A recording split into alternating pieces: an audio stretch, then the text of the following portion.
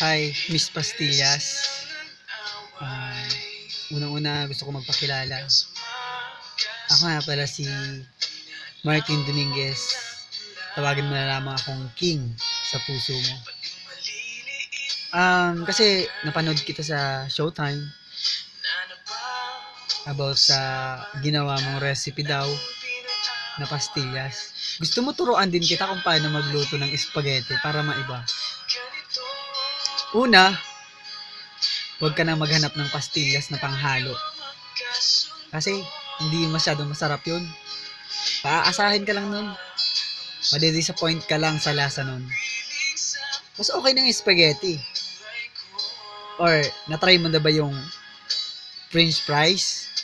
Na pag sinawsaw mo sa sauce, talagang dun mo hindi mo mararamdaman yung sinasabi mong sarap. Kapag ang french fries hindi mo hinalo sa Thousand Island. Kasi mahirap lang pag french fries lang kakainin mo. Walang epekto yun. Hindi masyadong masarap. Kaya kailangan mo ng sauce para maging masarap. Pangalawa,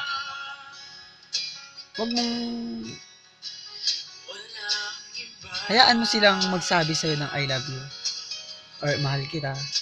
Kasi hindi naman lahat ng tao sa napapaniwala sa mga sinasabi nila.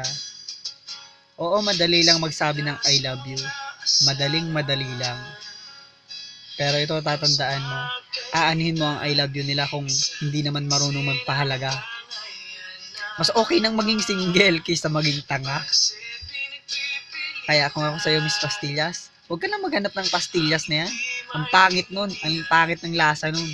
Mas okay ng french fries o kaya spaghetti. Ako na lang yun. Andito na ako.